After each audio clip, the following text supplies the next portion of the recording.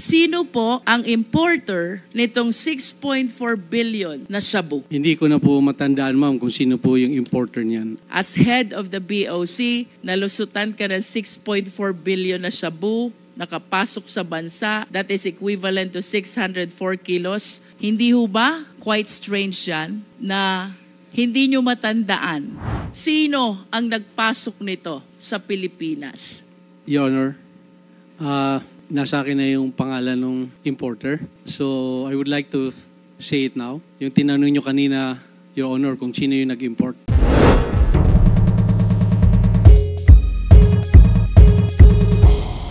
In conclusion, Mr. Faeldon, if I am an importer, generally speaking, it is very difficult to hide basic and important information from the Bureau of Customs. Do you agree? Yes, Your Honor. Thank you. I wish to direct my next question still to the BOC. Commissioner Faeldon, are you aware of this shipment number MCLU 61881? I'd like to request Your Honor to please refresh my memory. I cannot remember that, ma'am. MCLU 61881 pertains to the 6.4 billion smuggling of shabu, equivalent to 604 kilos of shabu, in which case Mark Taguba was convicted for smuggling of shabu by the Regional Trial Court. That is MCLU 61881.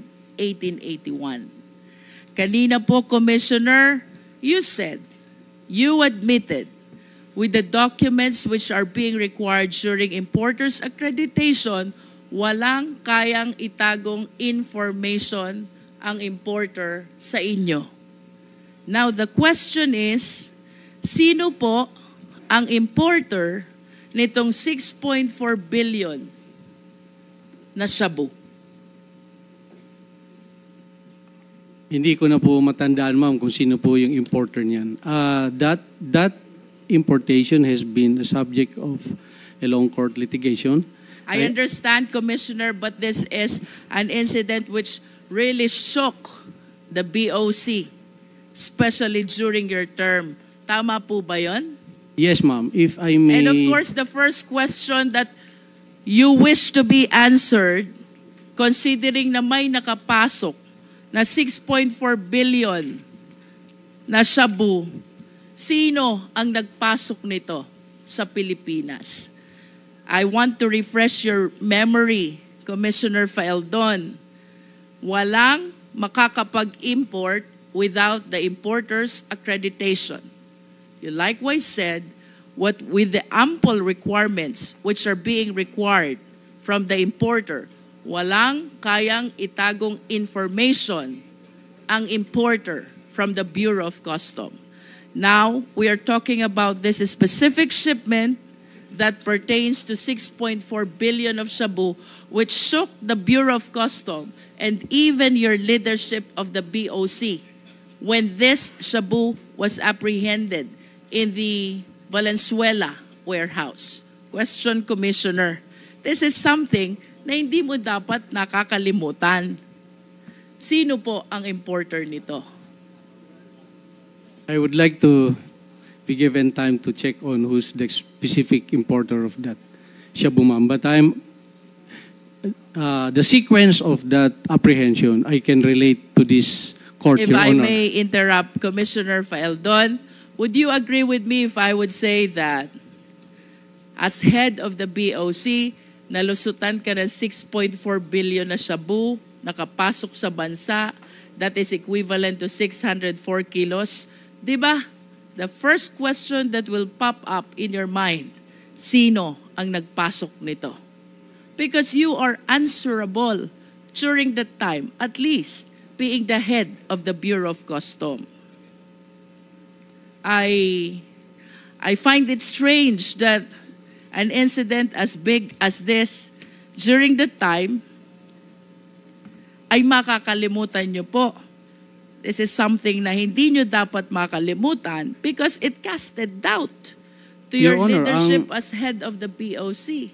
Ang alam kong nag-import, sila Taguba. But I want to be corrected if hindi po sila ang nag-import niyan. Nagparating sa bansa. Yung importer mismo, in the packing list, because this is, ma'am, if I be given just 1 minute to explain this, so that you are correct, ma'am, the nation has to know the truth about this. You may agree or disagree with me, ma'am, but please give me chance to. Because this has been tackled by the nation in 2017. This importation, ma'am, the existence of a possible shabu that came into the country was relayed to us by Chinese customs. I received the information 10 o'clock in the evening. By 2 a.m. following day, that's just 4 hours, nahanap na po namin kung naasan siya. So that's why I beg to disagree that nakalusot po sa amin. Hinanap ko po, ma'am, because I was given the information that there's a shabu, possible shipment of shabu, na galing sa China. And the information was given to us. So I give instruction to the intelligence division. I give them the information and they look for it.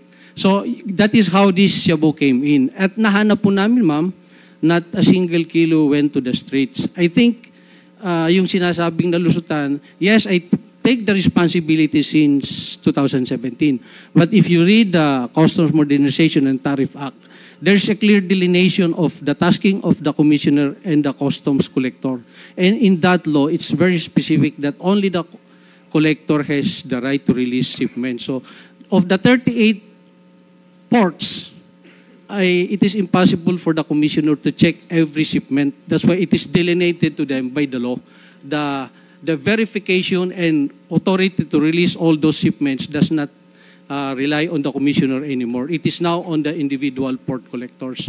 So, but when I received the information that there is a possible importation of shabu that passed through customs, it took us 4 hours to locate that, ma'am. And I want to take that as something that I did good, contrary to the perception that I let it go. I did not let it go, Your Honor. Commissioner Faeldon, let me complete the context of my question. When this representation made use of the term nalusutan, nahuli niyo yung shabu, pero hindi niyo nahuli yung importer.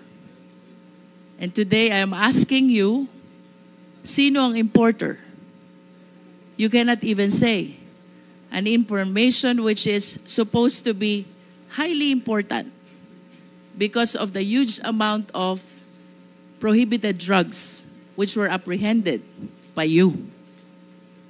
Hindi ho ba quite strange yan na hindi nyo matandaan or perhaps you did not bother to check sino po ang importer nito? For me, Commissioner Faeldon, it is not enough that you apprehended the shabu. You should have arrested the people responsible for the shipment of shabu as well. Kung parehas nyo pong nahuli, yung shabu at yung tao, you might be correct. Hindi po kayo nalusutan.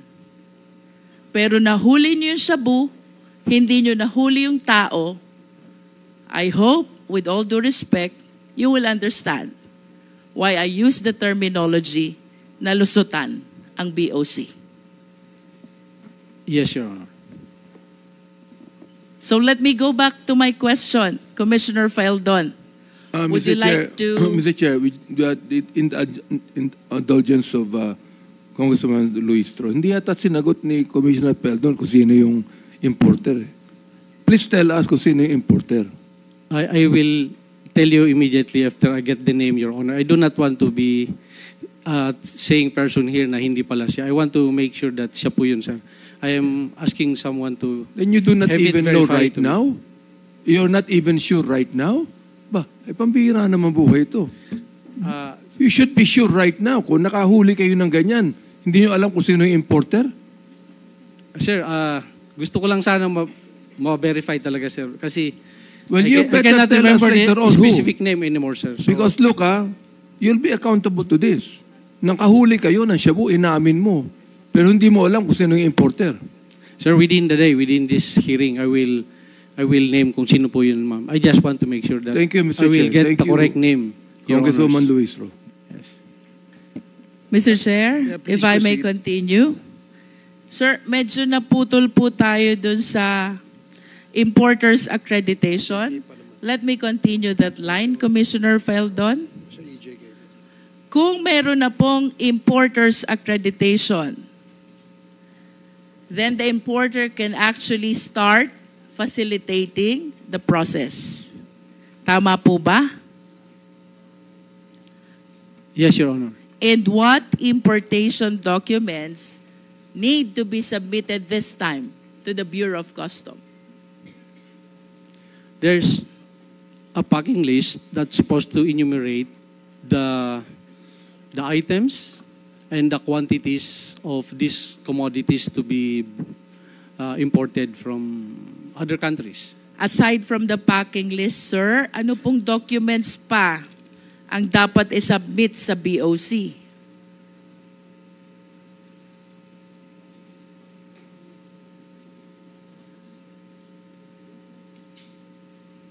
This is the importation proper already. The importer already secured the accreditation. So, mag-i-import na siya. What documents need to be submitted to the BOC? You mentioned about the packing list. What else, Commissioner? The specific term, ma'am, I cannot mention it, but these are the invoices of these commodities from the corporation or from the manufacturer. You get these commodities. This is to attest that the amount you specify there is correct. Dito po yung invoice from the manufacturers where these commodities will be coming from, Your Honor. The packing list contains the description and the quantity of the goods, correct? While the commercial invoice contains the value. The of the value, goods. ma'am, because this is where the tariff will be computed once these commodities arrive in the country, And Your when Honor. you say tariff, it means importation tax. Yes, Your Honor. Does it include bill of lading, Commissioner? Yes, Your Honor. Ano po bang nilalaman naman itong bill of lading in the interest of the Filipino people? Until you physically open the commodities in their packaging, it is very hard to assume that these are exactly the same as it is stated in those documents, Your Honor. Yes, but with respect to the document bill of lading itself, what do we see from the bill of lading? The shipment where these commodities will be coming in. Can you please cite the information we see from the bill of lading? Yung mga anong barko siya nakasakay, what are the containers, so that this can be tracked. Containers, reference number? Yes, sir. Meron tayo. Ma'am, meron niyang, these are international numbers that can be tracked by all customs agencies in the world. Kaya po meron number itong mga containers na to. Pag sinabi niyo po bang tracking number, ito po bang binanggit ko kanina about the 6.4 billion shabu, MCLU 600, 1881, ito po ba yung international tracking number? Yes, ma'am. That's why our Chinese counterpart gave us that number, and we were able to trace where that truck was delivered. You are saying that the information, the source of your information is your Chinese counterpart. Yes, Your Honor. Okay. So, what other informations can we get from the bill of lading, sir?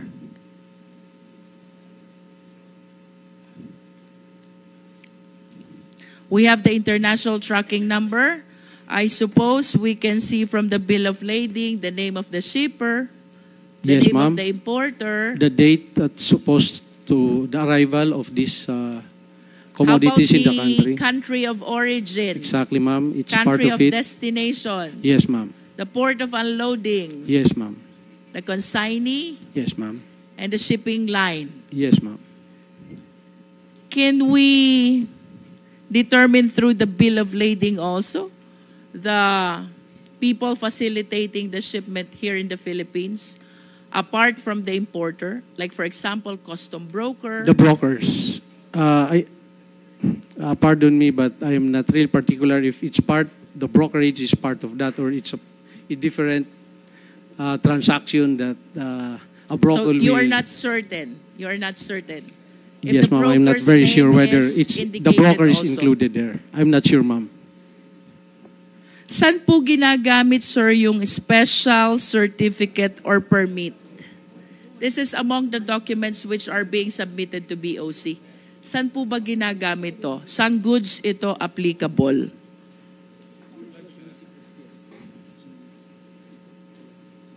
Or what kind of importation requires special certificates or permit?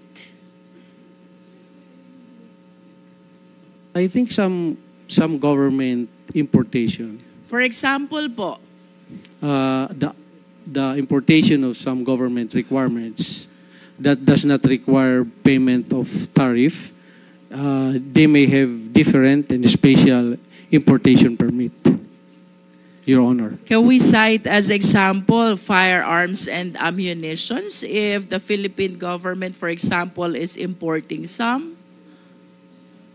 Yes, Your Honor. Ano po yung special permit na tinutukoy doon? The specifics of the permit, I cannot... And that permit is issued by the Philippine government? they have to get... there's so many government agencies that they have to pass through. There's an approval from the Philippine National Police, from the finance. When you get this special permit, it's a government agencies that approves that permit. And Customs Commissioner is not part of those who will approve it. It's secretary levels and multi-government agencies, Your Honor. Halimbawa po, mag-import ako ng luxury vehicles. May special permit po bang kailangan doon?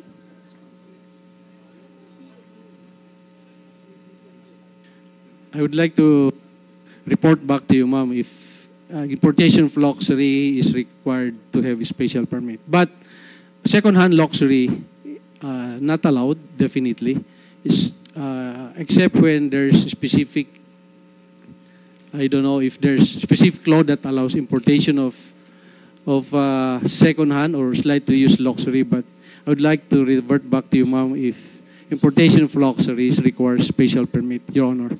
How about if I will be importing high-end branded garments or bags? Special permit required din po ba? I think the brand owner has to have a certificate that this specific, let's say, Hermes, are we talking about? Yes. They have to certify that these are genuine. So the certification being referred to here is issued by the company of the high-end brand. Yes, ma'am, because if this brand came into the country without those certification, they are subject to apprehension, Your Honor. I have this information that among the importation documents also is the classification of goods. Do you confirm this? Yes, Your Honor. And among the classification of goods, kasama po dyan yung general merchandise. Yes, ma'am. Diyan yung general merchandise po, yun yung medyo magulo kasi there are so many commodities that's classified general merchandise. So diyan po tayo nagkakaroon ng maraming problema sa ating peer. Can you please enlighten us, Commissioner? Ano po ba yung problemang na-generate nitong classification na general merchandise? Mag-import ng, let's say, mga non-branded sapatos, mga damit, pero hahaluan na yan ng kung ano-ano na high-end commodity or prohibited commodities. Usually, dun sa general merchandise, tayo nagkakaroon ng problema. So, pinapasok na nila dun yung mga kontrabando. So, hindi siya nakalista dun sa packing list nila. Talagang dun sa general merchandise, yun po yung madalas maabuso nung importer. And the brokers, sometimes the brokers, they really don't care kung ano yung laman ng containers. So, yan po yung nagkaroon tayo ng, that's where the corruption and so many other problems come into play, yung sa general merchandise. Your Commissioner, I will go back to you. Mr. Taguba, I remember during your previous testimony, you made mention of general merchandise in relation to TARA system. Can you enlighten us on this? Your Honor, yung general merchandise po, iba-iba po kasing may-ari nun. So, Iba-iba ang may-ari. Opo. Yung isang container, pwedeng may footwear, pwedeng may kitchenware. So, iba-iba. Hindi naman siya kontrabando, pero hindi siya dinedeclare kasi mahaba eh. Pag i-declare mo siya, ang may-ari ng container, ay yung may-ari ng produkto, sobrang dami ng laman ng isang container. So hahaba yung ililist mong items. So ang ginagawa, pag general merchandise, pipili na lang ng ilan na papayagan naman ng BOC. So yun na lang i-declare. In other words, mayroong nakalista, mayroong hindi. Yes. General description po. And for some whose intention really is to engage in importation of contraband, sinasadya nila na gamiting classification yung general merchandise para mailusot those which are prohibited. Magagamit po siya sa... Like shabu. Pwede po. Yun bang 6.4 billion, if you still remember, Mr. Taguba, was it classified also as general merchandise? Pwede ko po bang i-clarify muna yung sinabi ni Commissioner Faeldon? Yes. Okay lang po. Commissioner Faeldon, let me continue with the process, please. Once all these documents for importation are submitted to BOC, ano po bang sunod na gagawin? Let us say that the importation are already loaded in the cargo vessel, in the process of being shipped to the Philippines. What should be the next step? Excuse me, Congresswoman Luistro. I believe your question earlier about the system that you asked Mr. Taguba, I think he's ready to give the answer. To give the answer to you. Before we ask another opinion from Commissioner Faeldon. So, Your Honor. proceed. Your Honor, nasa akin na yung pangalan ng importer. So, I would like to say it now. Yung tinanong nyo kanina, Your Honor, kung sino yung nag-import. Okay, sige, ganito muna. You hold on to your horses, Mark. Let us listen first to Commissioner Faeldon. Sige, Commissioner.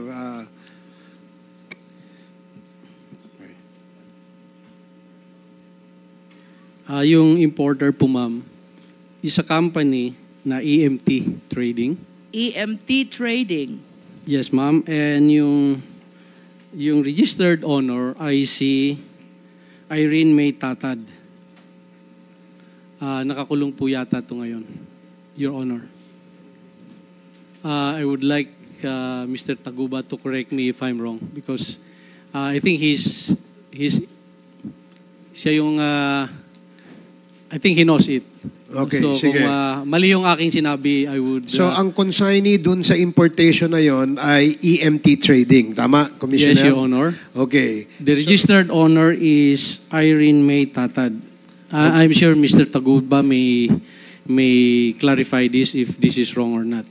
Sige. Your Honors, thank Okay. you. So, earlier, si Congresswoman Luistro asked a question to Mr. Taguba with regards to the sistema, no? Yung sistema paano dinideclare ang goods kung ang laman ay kontrabando. Sige, please continue. Yes po, Your Honor. Pero po ang tanong po ni po ay kung yung ba ay may shabu doon galing sa container na yon. Naalala ko po kasi sinabi lang kanina ni former Commissioner Faildon na merong information from China. So, meron pong nag-testify sa court, taga-BOC, si Rainier Ragos po. Ang tinestify po niya sa court is yung warehouse po, kung saan po yung natagpuan yung shabu. Wala pong container na nakalagay doon sa text message na yun. Excuse me, Mark. Anong ibig mong sabihin? Yung may-ari ng warehouse, ang consignee? Ay, yung sa shabu po na yung sinasabi po niyang information from China. So, an information was shared to Commissioner Faildon, no, by your counterpart from China. And the information was, merong shabu ang warehouse. Yun po ang information. Pero ang sabi po kasi kanina ni former Commissioner Faildon, merong container number na binigay. Pero doon po sa korte na nag-testify po itong si Rainier Ragos, wala pong container number. Kasi text message po yun. Warehouse lang po. Mr. Chair, I wish to be Please proceed. clarified. Mark, yun bang nahuli sa warehouse, container ba yun or yung metallic cylinder lang? Yun po, metallic cylinder lang po. Wala na yung container. Wala na po. Ito po yung timeline po niya. Na-deliver yung container May 24. Nagka-raid na siya May 26 na siya.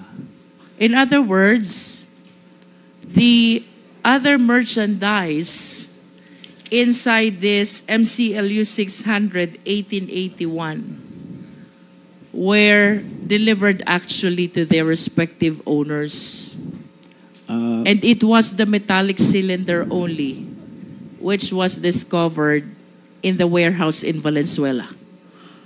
Pero pwede ko rin pong sabihin na pwedeng hindi doon ang galing yung metal cylinder dahil hindi naman nakita yung unloading. Pag tinignan nyo po yung logbook nila, may mga ibang container na na-deliver doon. So, sa tingin ko, na ituro lang yung container na yun, meron din akong text message no, na galing kay Kenneth Dong na nung araw na yun mismo, nangihingi siya ng dokumento nung container number na MCLU 600-1881. Tinanong ko siya kung bakit, pero hindi na siya nag-reply. Ako naman, dahil parang wala naman sa akin yun, binigay ko na lang.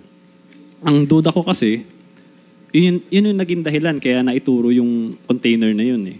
Siguro kung hindi ako nagbigay ng dokumento na yun, nung time na yun, baka hindi yun yung naiturong container. Would you know the reason why Kenneth Dong was asking for the documents of that particular container? Si Kenneth Dong po kasi middleman lang po siya. So, ang may-ari po kasi ng warehouse is si Richard Tan. Pero hindi kilala ni Kenneth Dong si Richard Tan, si Manny Lee lang. So, may middleman pa uli. Kung hindi po ako nagkakamali, nag-hearing na po sa Senate ito noon, nang hingi ng dokumento si Manny Lee sa kanya. Ito, itong MCLU 600-1881. So siya naman, hiningi rin niya sa akin, parang ano lang. Tapos binigay ko sa kanya, binigay niya kay Manny Lee, ayun siguro nakarating kay Richard Tan, yun ay naituro na container. So, hindi ko, ano lang po ito parang assumption ko lang po, theory ko lang po. Kasi wala namang container na natagpuan doon mga cylinder lang po. Was this container ever discovered during that time? Kung nasan itong container na to? Wala na po yung container doon nung 2 araw na nakakalipas So, ang nakita na lang doon is yung mga metal cylinder na may nakalagay nga doon na na papel, yung Fidel Anoche D. Yun na yung pinagbasehan nila. But do you confirm that that container, the shipment inside that container was classified as general merchandise? Yes, Your Honor. Kasi per your narration, kapag general merchandise, maraming may-ari, various types of goods. But I wish to emphasize what you said, na pwede yung metallic cylinder ay hindi naman ang galing dun sa container na iyon. Kasi wala ng container na nakita sa loob ng warehouse. Wala po, hindi po. Wala If po that sila. is the case, Mr. Taguba, what therefore was the basis why you were made accountable for the metallic cylinder when there is no proof that that is one of the contents of that container? Yun po. Yung packing list naman, kailanman di ko nakita itong packing list na ito eh. Does the packing list mentions about metallic cylinder? Wala po. Yung sinasabi kong packing list, yung Anhai packing list, hindi po siya official document. Kailanman di ko siya nakita. Hindi siya sinabit sa BOC. Ang nakakaalam lang nito is si Manny Lee, sila Richard Tan, na yun, di umano, merong metal cylinder. And I remember you also testified before na you have a packing list with a stamp of the BOC, and another packing list was produced during the hearing in the court without the stamp of the BOC, and that was the one which was appreciated by the court. Yun po yung nangyari. Yung, Do you still have with you the packing list with the stamp of the BOC? ano na lang po, Xerox copy na lang po. But it still bear the stamp of the BOC? Yes po. Inano naman siya, verify po siya ng BOC na si Dennis Maniego na ito ay totoong dokumento. So, kahit wala yung original copy, kasi sinasubmit syempre sa BOC, kahit Xerox copy lang siya, pinatunayan naman na totoo ito. At gusto ko lang din iklaro yung AFTA. So, ito po yung isang special permit din po ito. Hindi naman permit, kumbaga, para makabawas sa tax. So, ASEAN-China Free Trade Agreement, hindi po ako nagkakamali, yun po ay may tatak po ng Quarantine Bureau ng China na in-inspect po siya. At gusto ko lang din sabihin na katulad din sa Pilipinas, hindi lahat ng container ini-inspect.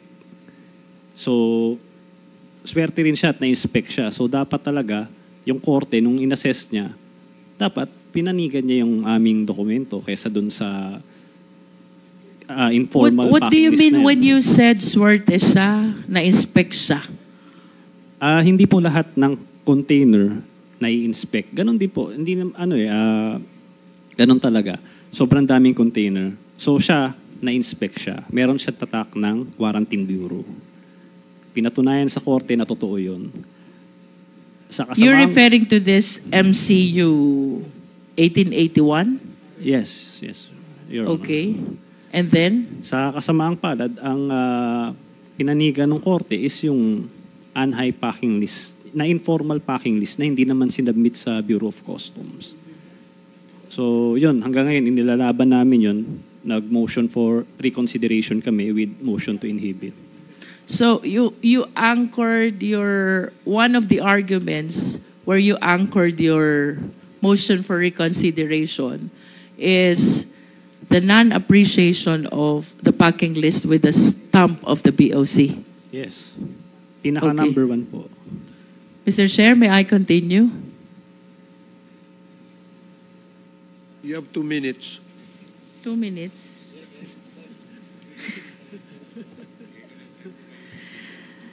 Commissioner Faeldon, I recall there's such a thing as declaration of goods with the BOC. Ano po ito, Commissioner?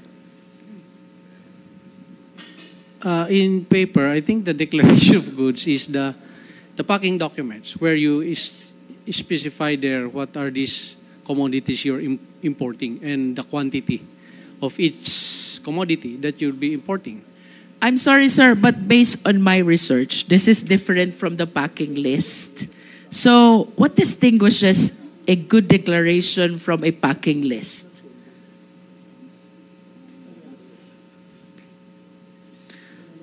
Based on my information, ito daw pong good declaration na ito ay isinasubmit sa BOC within certain number of days before the arrival of the shipment.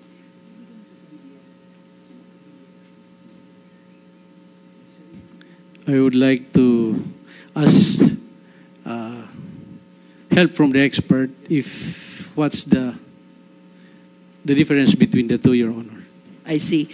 And based on your knowledge, Commissioner Feldon, ano bang purpose nitong good declaration? Well, in the term itself, that is to give a truthful declaration of what is the importation you're bringing, what is these goods you're importing to the country. I think that's the purpose. Perhaps it describes also the type of goods and the quantity and Exactly, the value. That's why my assumption is this is the packing list, because that is where the specific type of good quantity is being declared. Tama po bang sabihin, Commissioner Feldon, na on the basis of this declaration of goods, the BOC is able to determine whether it will go through the yellow lane, the green lane, or the red lane? Does this good declaration has something to do with the lane where the shipment will go through? Yes, ma'am. There's an office in the customs that does the vetting of those declaration of good. It is our risk management office. Once all those documents were submitted to the customs, they will start to run that into our system, whether this importation will pass through the physical inspection upon arrival in our ports, or X-ray, or will go to the fast lanes. So it's another office that does the vetting of those actual importation. Our office is called Risk Management Office, Your Honor. Let me go back to Mr. Taguba. Is it on this stage that the process or the system in the BOC is being manipulated by the TARA system? Yes. Yes, Your Honor. And which office is responsible to determine under which lane the shipment must go through? Yung mga ano po ba yan? Mga yellow lane, red lane, green lane. RMO po ata. Anong tawag po sa opisina? RMO. Ano pong ibig sabihin ng opisina na yon? Risk Management Office. Kung di po ako nagkakamali. So this is the same risk management office that was mentioned by Commissioner Feldon.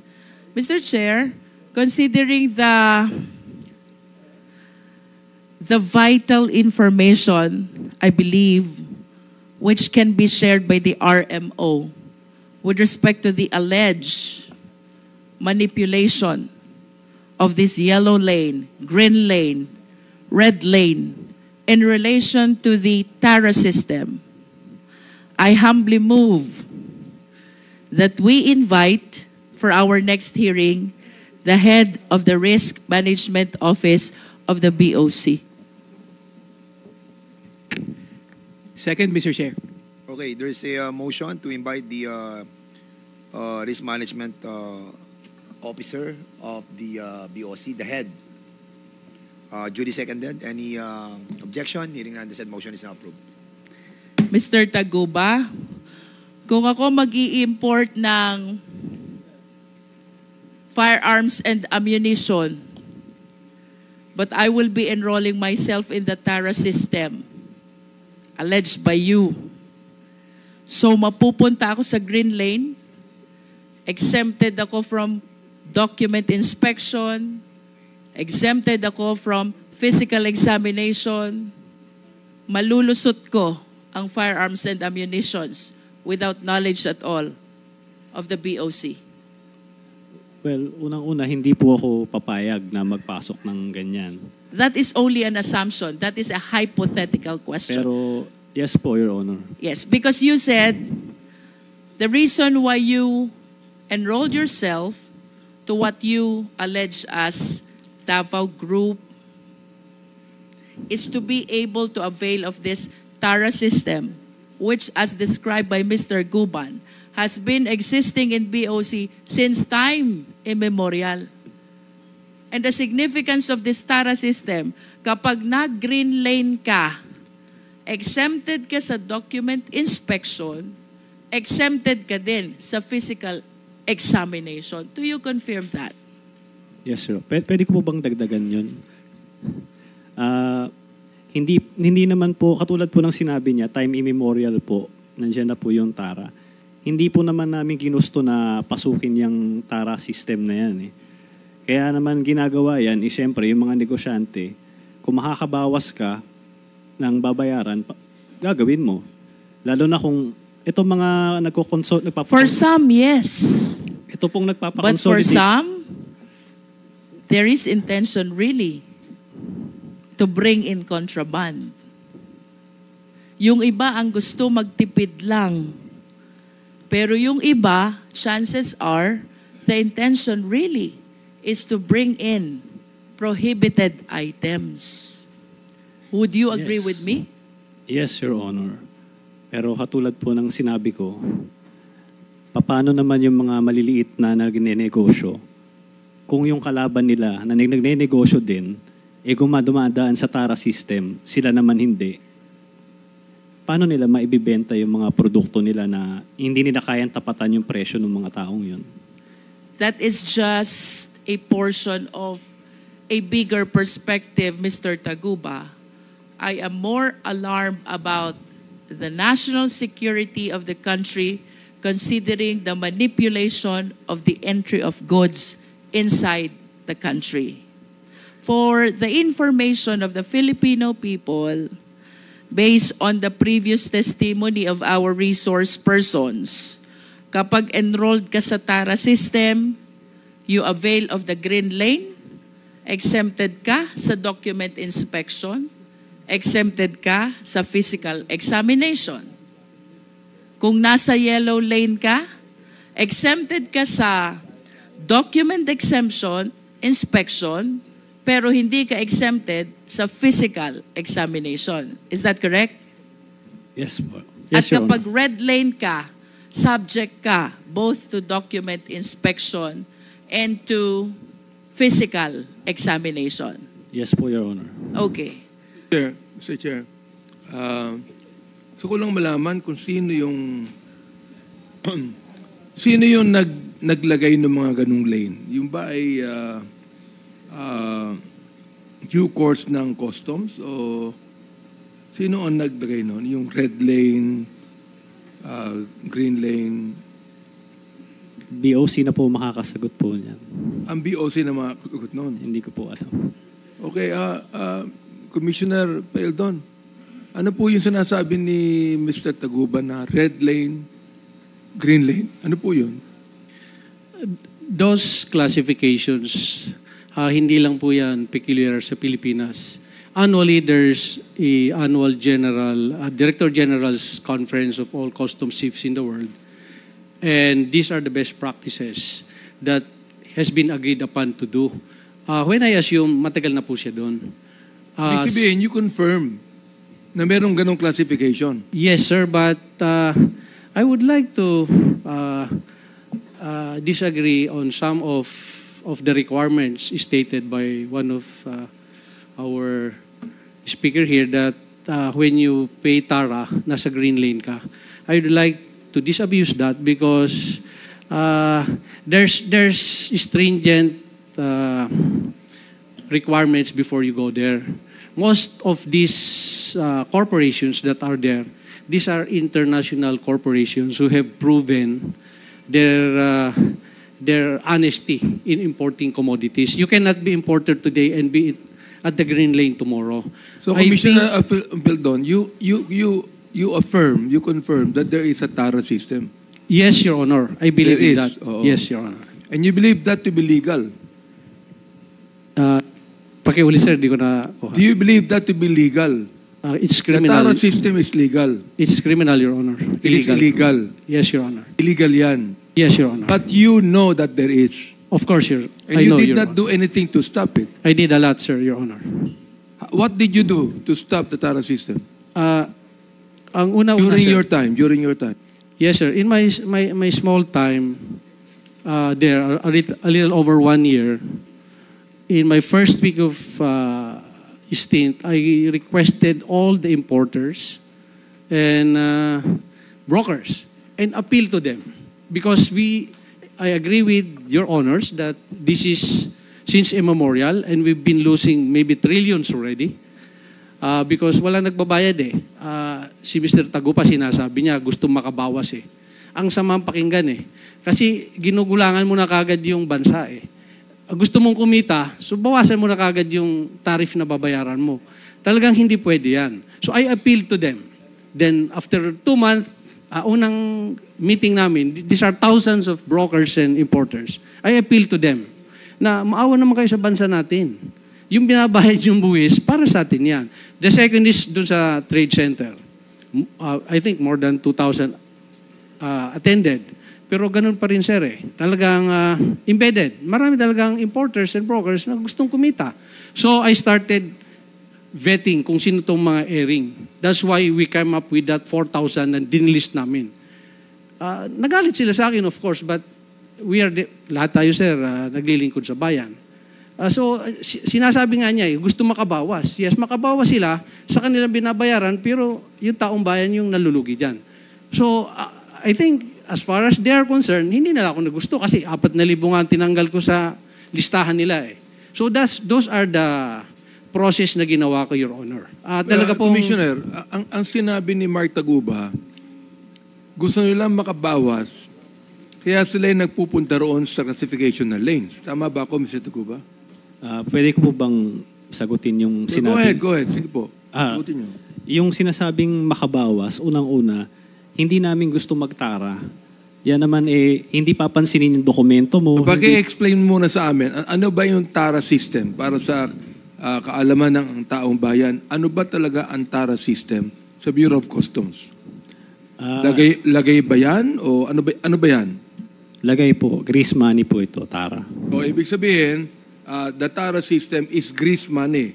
Nabanggit nga po ni Commissioner Paeldon, Mr. Chair, na ang TARA system is illegal, di ba? O, tama rin ang sinabi ni Mark Taguba na ito ay grease money o lagay. Ano? Yes po. Gaano kataas ang lagay sa isang TARA?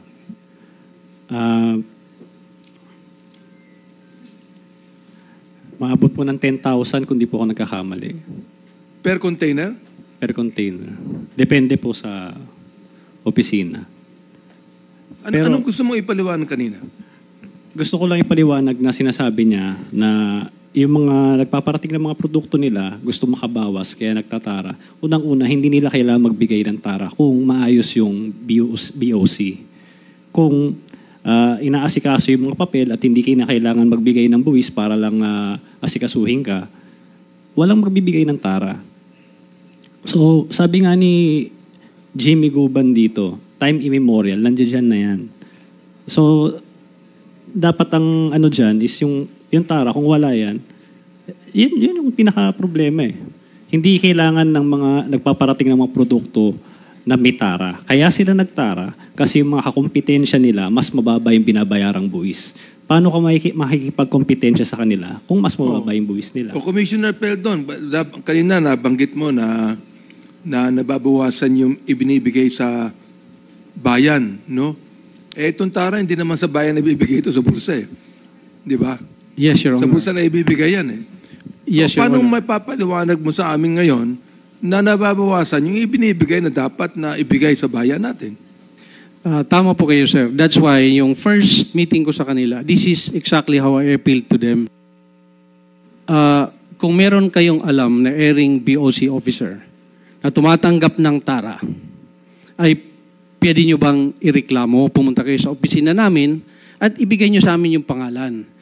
Sir, after 6 months... Wala bang sinabi sa'yo, meron ka pang salita, Commissioner, wala bang binanggit sa'yo mga pangalan ng panahon mo? Wala ba? Sir, nag-appeal ako for 6 months. Of the 12,000 importers and brokers, kahit Wala. isa sa kanila, walang nagsabi na mayroon tumatanggap ng tara. So that is our problem. No one is willing among them to complain kung sino yung taga-BOC na tumatanggap. Ibig sabihin, natatakot po sila magsalita pag wala kayo natatanggap na report. Nakakapagtaka po naman, Commissioner Peldon, pakituruan niyo po ako na hindi niyo po alam kung sino yan, samantalang kayo pong Commissioner. Your Honor, ang hirap pong mag-akusa ka na wala kang ebidensya. That's why sinasabi ko, tama po, I believe na may tara. That's why in my first 6 months, I appeal to them. Please go to our office and let us know kung sino po itong tumatanggap ng tara. Hindi talaga maaalis ang korupsyon. Pag ganyan. I would like to ask also. Sino po yung ating ngayon? Commissioner La Peña, kayo po ngayon ng ano? Sino ang ating ngayon? Sino ang ating BOC ngayon? Mr. Chair, Sige po. I just Yes. manifest that I Yes. am yielding whatever time is remaining for me to Chairman Abante as I need to move to my other committee for a hearing. So you're yielding your time to... Yes, Mr. Chair, and I am soliciting the Because permission of the chairman to leave this because committee the hearing. interjection was so long. That's the reason why? Okay, thank you so much, Congresswoman Jinky Luistro.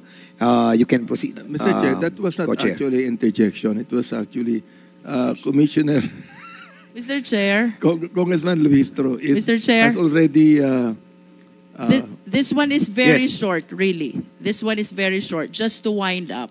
Okay, Congresswoman Jinky Luistro, you are recognized. About the manipulation of the yellow lane, the green lane, and the red lane. Yung sinasabi po ni Mark Taguba, gusto makabawas, gusto makatipid. That is in as far as the revenue generation perspective of the government is concerned. But I wish to invite the attention of the committee to a bigger perspective. Ang pinag-uusapan po natin dito is not only misdeclaration, but even non-declaration. Paano kung may magpasok ng bomba? Paano kung may magpasok ng mga firearms and ammunitions without the necessary declaration? And what if the consignee, the end user of this importation, are terrorist group? I hope we appreciate the possibility na baka hindi lang po income ng gobyerno ang nawawala. Baka hindi lamang po batas ang nava-violate. Mr. Chair, I lament that with that existing system as alleged by our resource persons, we are compromising already even the national security of our country.